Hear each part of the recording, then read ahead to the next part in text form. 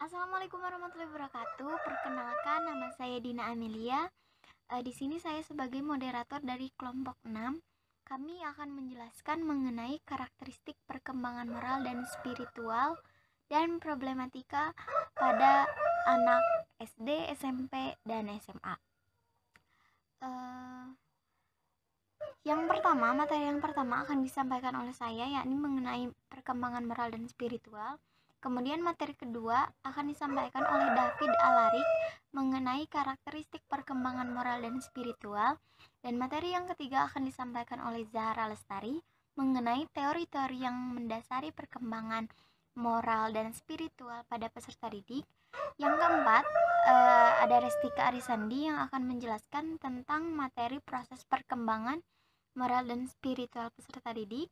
Kemudian ada Dila Prila Jayuna yang akan menjelaskan tentang faktor-faktor yang mempengaruhi perkembangan moral dan spiritual pada peserta didik. Kemudian ada Oktaviani yang akan menjelaskan tentang problematika perkembangan moral dan spiritual pada peserta didik. Dan yang terakhir akan ada Ilmana Syifa yang akan menjelaskan tentang solusi untuk mengatasi problematika pada peserta didik. Langsung saja memasuki materi yang pertama oleh saya sendiri mengenai moral dan spiritual. Pertama, apa sih itu moral, apa sih spiritual? Pernah dengar gak sebelumnya? Pastinya sering ya mendengar istilah moral dan spiritual. Moral secara etimologi berasal dari bahasa Latin moris dan mores yang berarti adat, istiadat, kebiasaan, kemudian tingkah laku, kelakuan, tabiat, watak, dan akhlak. Sedangkan secara terminologis ada beberapa ahli yang mengartikan moral. Salah satunya adalah Dagobert Duras yang menjelaskan bahwa moral adalah hal yang mendorong manusia untuk melakukan tindakan yang baik sebagai kewajiban. Jadi ketika ada seseorang yang melakukan tindakan kebaikan, maka mereka dapat dikatakan seseorang yang bermoral. Bisa jadi seperti itu. Lalu, seseorang dikatakan bermoral apabila ia mempunyai pertimbangan baik dan buruk yang ditunjukkan melalui tingkah lakunya yang sesuai dengan adat dan sopan santun. Bisa kita lihat ketika kita melihat seseorang yang berperilaku atau bersifat baik dan sesuai dengan adat dan sopan santun, kita bisa katakan orang itu bermoral. Ada pencuri, kemudian ada anak yang tidak sopan, seringkali kita sebutkan anak yang tidak bermoral atau orang yang tidak bermoral, karena mereka tidak bisa membedakan mana yang baik dan mana yang buruk. Kemudian, lalu apa itu perkembangan moral? Perkembangan moral adalah perkembangan yang berkaitan dengan aturan mengenai apa yang seharusnya dilakukan oleh manusia dalam interaksinya dengan orang lain. Perkembangan moral merupakan perubahan perilaku yang terjadi dalam kehidupan anak berkenaan dengan tata cara, adat, atau standar nilai yang berlaku dalam kelompok sosial. Nah, jadi si perkembangan moral ini tuh berkaitannya dengan tata cara atau perilaku seseorang ketika mungkin anak yang baru dilahirkan belum memiliki moral, atau mereka bisa dikatakan sebagai manusia immoral, tanpa moral, karena mereka belum belajar tentang tata cara, kemudian adat istiadat, kemudian perilaku yang baik itu seperti apa, yang salah itu apa. Nah, mungkin anak yang baru lahir bisa dikatakan immoral seperti itu. Kemudian yang selanjutnya adalah tentang spiritual. Spiritual biasanya kita mengaitkan spiritual tentang keagamaan, tentang beriman. Nah, dan ini memang benar. Dalam spiritual ini berasal dari bahasa Latin yang berarti bahasa Latin spiritus, bukan spiritus ya, spiritus yang berarti nafas atau udara. Spirit memberikan hidup menjadi dan menjiwai seseorang. Spiritual adalah suatu ragam konsep kesadaran individu akan makna hidup yang memungkinkan individu berpikir secara kontekstual dan transformatif sehingga kita merasa sebagai satu pribadi yang utuh baik secara intelektual, emosional, dan spiritual. Kemudian perkembangan spiritual lebih spesifik membahas tentang kebutuhan manusia dengan agama. Agama adalah sebagai sistem organisasi kepercayaan dan peribadatan di mana seseorang bisa mengungkapkan dengan jelas secara lahiriah mengenai spiritualisasinya. Jadi jelas ya bahwa spiritual itu memang sangat berkaitan atau berkaitan erat dengan agama. Itulah materi yang dapat saya sampaikan. Bila ada pertanyaan silahkan nanti tanyakan di forum diskusi. Selanjutnya materi akan disampaikan oleh David Alarik. Nama saya David Alarik dari kelas B. Saya akan menjelaskan tentang karakteristik perkembangan moral dan spiritual pada anak TK, SD, SLTP, dan SLTA. Yang pertama, karakteristik perkembangan moral pada anak TK dan SD. Ada 2 tahap. Yang pertama tahap heteronomous morality dan yang kedua autonomous morality. Yang pertama tahap heteronomous morality, yaitu terjadi pada anak usia kira-kira 6-9 tahun. Anak-anak pada masa ini yakin akan keadilan imanen, yaitu konsep bahwa bila suatu aturan dilanggar maka hukuman segera dijatuhkan. Kemudian yang kedua tahap autonomous morality terjadi pada anak usia 9-12 tahun. Anak mulai sadar bahwa aturan-aturan dan hukuman merupakan ciptaan manusia. Dalam penerapan suatu tindakan harus mempertimbangkan maksud pelaku serta akibat-akibatnya. Karakteristik perkembangan spiritual pada anak TK dan SD. Tahap mythic literal faith dimulai pada anak usia 7-11 tahun. Menurut Vogler dalam Desmita 2009-281 berpendapat bahwa tahap ini sesuai dengan tahap perkembangan kognitifnya. Sebagai anak yang tengah berada dalam tahap pemikiran operasional konkret, maka anak usia sekolah dasar akan memahami segala sesuatu yang abstrak dengan interpretasi secara konkret. Dengan demikian, gagasan-gagasan keagamaan yang bersifat abstrak dipahami secara konkret, seperti Tuhan itu satu, Tuhan itu dapat, Tuhan itu di mana-mana, mulai dipahami secara abstrak. Kemudian karakteristik perkembangan spiritual pada remaja, SLTP dan SLTA. Dibandingkan dengan masa awal anak-anak, keyakinan agama remaja telah mengalami perkembangan yang cukup berarti. Perkembangan pemahaman terhadap keyakinan agama sangat dipengaruhi oleh perkembangan kognitifnya. Oleh sebab itu, meskipun pada masa awal anak-anak ia telah diajarkan agama oleh orang tua mereka, namun pada masa remaja mereka mengalami kemajuan dalam perkembangan kognitifnya. Assalamualaikum warahmatullahi wabarakatuh. Perkenalkan, nama saya Zahra Lestari. Saya di sini akan melanjutkan presentasi yang telah teman saya lakukan sebelumnya. Materi presentasi yang akan saya sampaikan adalah tentang teori-teori yang mendasari perkembangan moral dan spiritual pada peserta didik. Teori yang pertama adalah tentang teori psikoanalisis. Teori psikoanalisis berusaha untuk menjelaskan tentang hakikat dan perkembangan kepribadian manusia. Unsur-unsur yang diutamakan dalam teori ini adalah motivasi, emosi, dan aspek-aspek internal lainnya. Teori ini mengasumsikan bahwa kepribadian berkembang ketika terjadi konflik-konflik dari aspek psikologi tersebut yang umumnya terjadi pada anak-anak usia dini. Untuk yang selanjutnya adalah tentang teori psikologi belajar. Teori psikologi belajar terbagi menjadi 4 aliran. Aliran yang pertama adalah teori menurut aliran behaviorisme. Menurut aliran behaviorisme menekankan bahwa teori psikologi belajar terdiri atas pembangkitan respons dengan stimulus yang pada mulanya bersifat netral dan tidak memadai. Melalui persinggungan stimulus dengan respons, stimulus yang tidak memadai untuk menimbulkan respons tadi akhirnya mampu menimbulkan respon yang berguna. Untuk yang selanjutnya adalah teori psikologi belajar menurut aliran kognitif. Menurut aliran ini, pemandangan teori belajar ini meliputi kemampuan untuk mengatur kembali dari susunan pengetahuan melalui proses kemanusiaan dan penyimpanan informasi. Untuk yang selanjutnya adalah teori psikologi belajar menurut aliran konstruktivisme.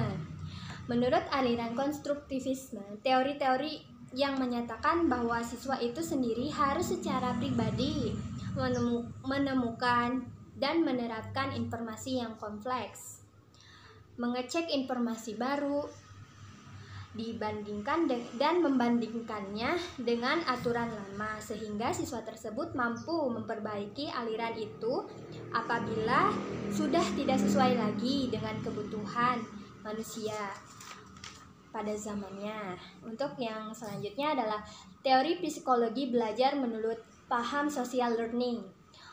Paham social learning ini sendiri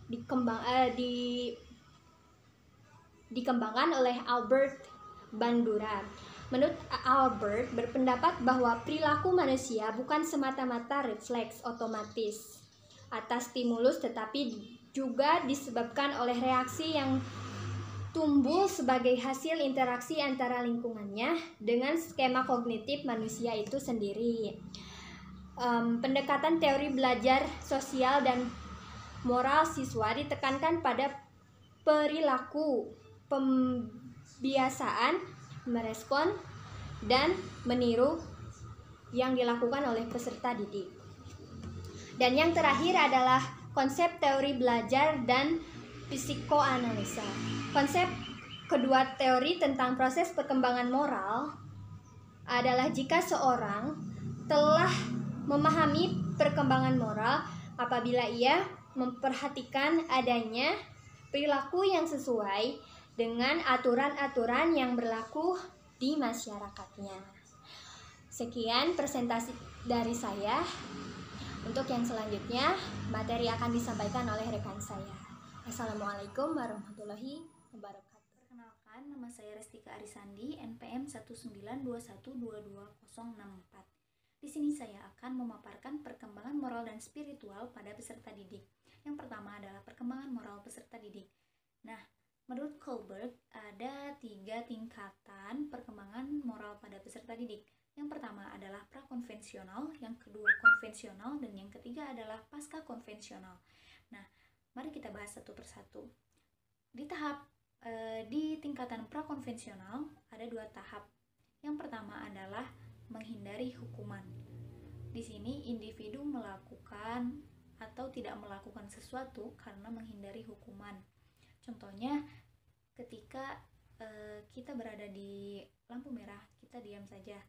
Kita tidak menerobosnya karena kita menghindari kejaran polisi jika melanggarnya. Nah, yang kedua, keuntungan dan minat pribadi. Di sini individu berpikir kira-kira hal apa yang akan dia dapatkan setelah dia melakukan sesuatu. Contohnya seorang anak mengikuti atau menuruti perintah ibunya setelah diiming-imingi sesuatu. Nah, dari sini di tahap ini egoisme sendiri itu terlihat, atau egoisme pribadi itu akan terlihat. Di tahap selanjutnya yaitu konvensional. Ada tahap menjaga sikap orang baik. Nah, di sini individu memikirkan bagaimana kesepakatan sosial yang ada dan penilaian orang lain terhadapnya.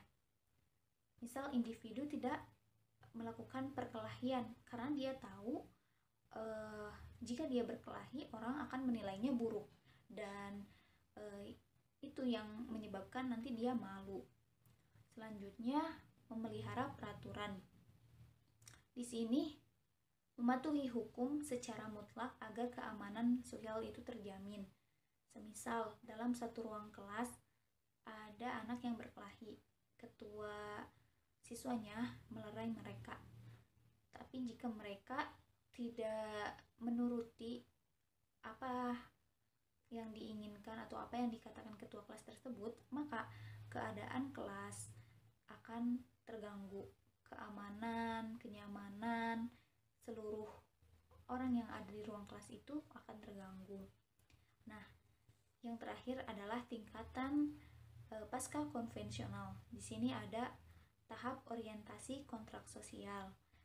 Masih berpegang teguh pada hukum, tetapi individu menyadari bahwa tidak semua hukum bisa diterapkan di lingkungan sosial.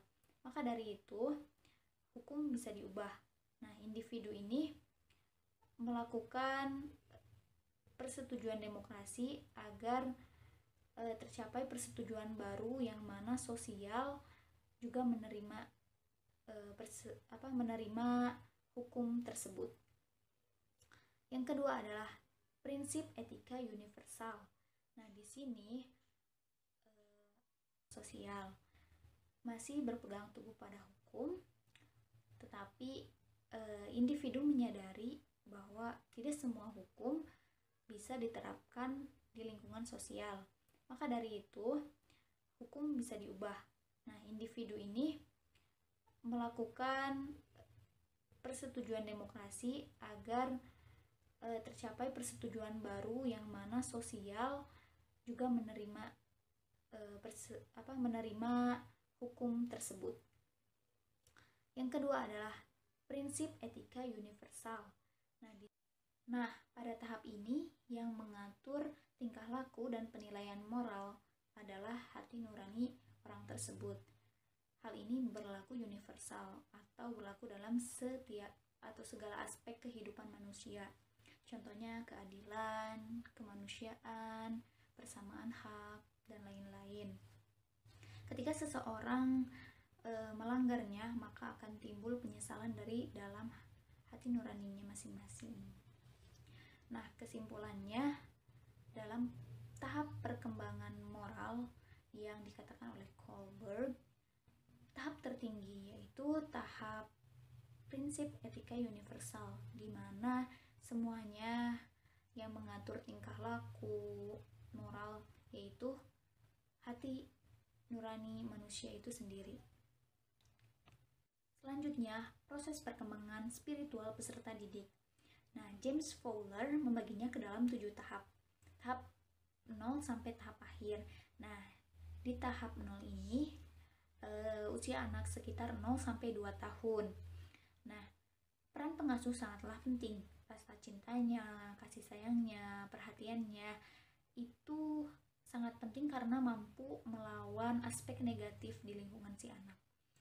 Tahap ini juga menjadi tahap terpenting karena menjadi dasar untuk melanjutkan ke tahap-tahap selanjutnya. Tahap yang kedua adalah intuitive projective faith, di mana usia anak sekitar 2-7 tahun. Di sini anak mulai mengkonsepsi kepercayaan melalui imajinasi. Misalnya, dia mempercayai kalau yang namanya setan itu makhluk berwajah merah dan memiliki tanduk. Yang selanjutnya yaitu tahap mythical literal faith.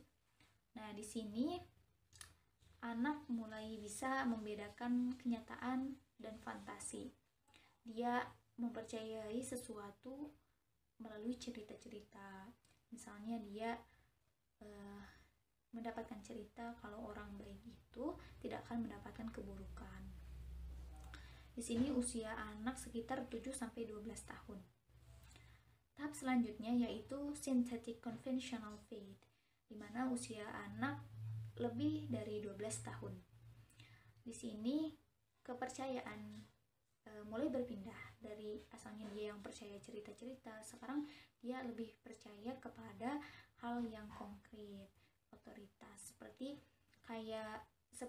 keluarga, sekolah, dan lingkungan.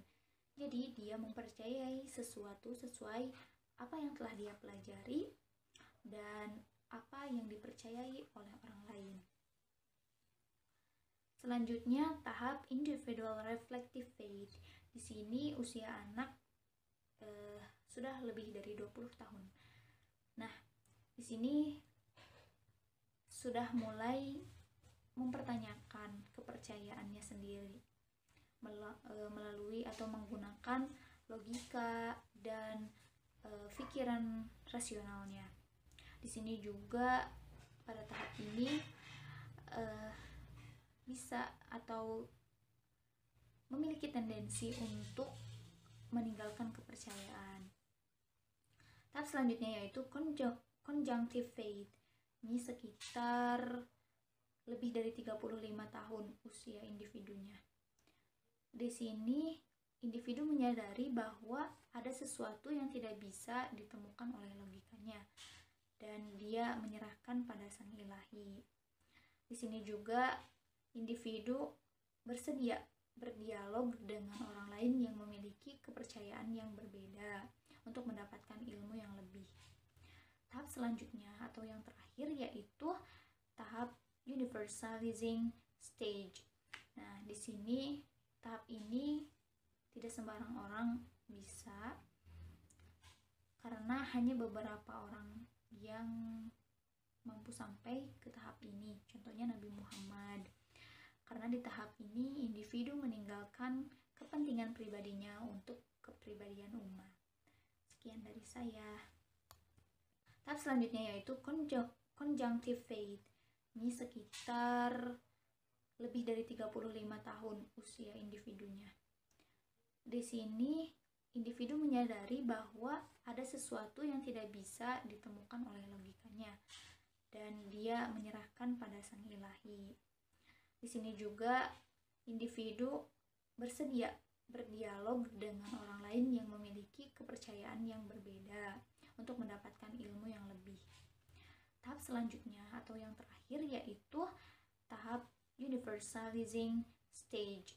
Nah, di sini tahap ini tidak sembarang orang bisa, karena hanya beberapa orang yang mampu sampai ke tahap ini. Contohnya Nabi Muhammad.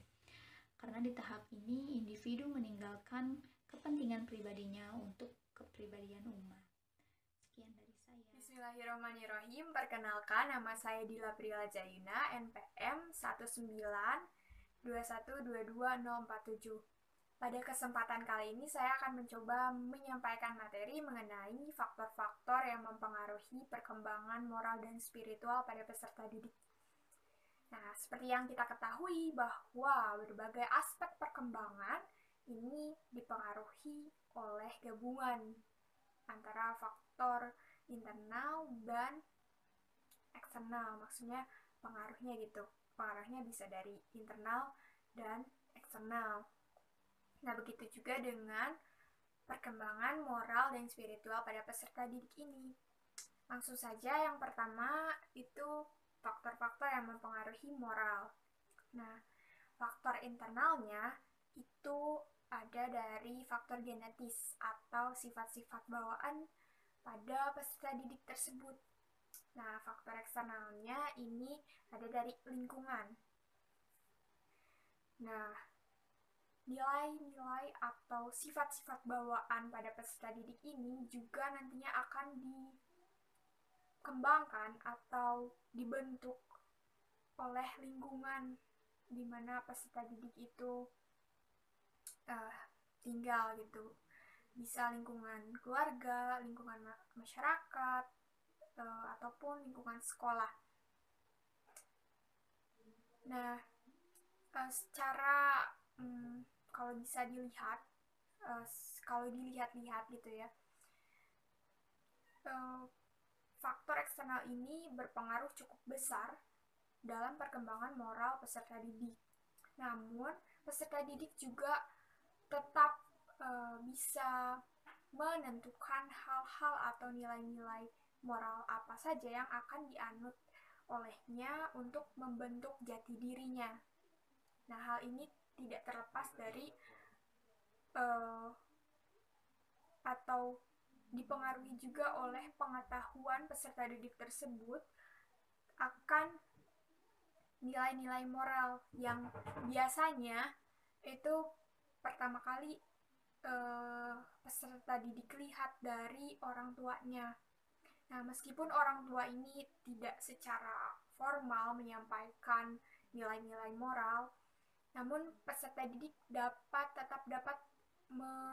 tetap mampu menginternalisasi atau memasukkan nilai-nilai moral tersebut ke dalam jati dirinya yang berwujud sikap dan perilaku. Nah, untuk selanjutnya ini ada faktor-faktor yang mempengaruhi dalam usaha membentuk tingkah laku sebagai pencerminan nilai-nilai hidup.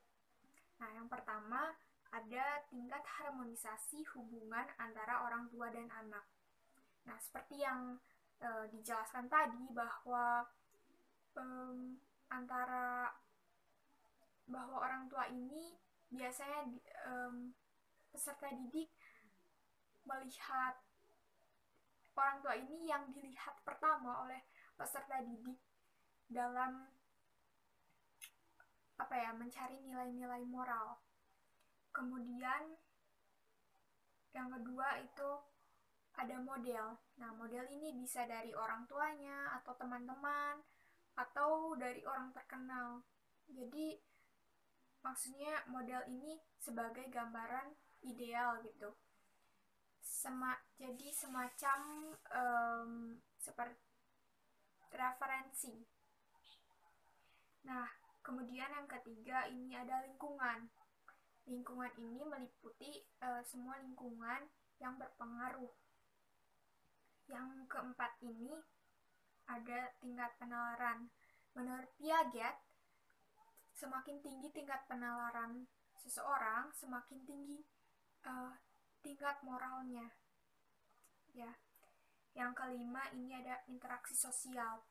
Nah, di dalam interaksi sosial ini memberikan kesempatan atau kesepakatan pada peserta didik untuk menerapkan standar perilaku yang berlaku pada suatu masyarakat, yaitu di keluarga, di sekolah, atau lingkungan bergaulnya. Jadi ini seperti semacam cara beradaptasi gitu. Untuk selanjutnya ada faktor-faktor yang mempengaruhi spiritual. Nah, faktor internalnya ini ada faktor keturunan, di mana faktor keturunan ini berupa pembawaan yang merupakan karakteristik peserta didik tersebut, termasuk juga dasar pemikiran yang dipengaruhi oleh kepercayaan dan kebudayaan yang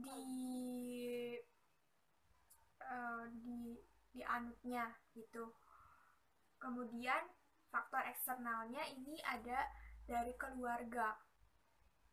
Seperti yang sudah dijelaskan tadi, keluarga ini merupakan salah satu faktor yang penting dalam perkembangan moral dan spiritual pada peserta didik. Nah, selain dari keluarga juga ada pengajaran keagamaan di sekolah, itu juga berpengaruh kepada perkembangan spiritual peserta didik. Selanjutnya juga ada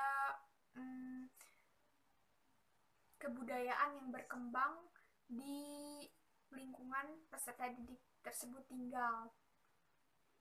Nah, hal tersebut akan mempengaruhi perkembangan spiritual dari peserta didik tersebut.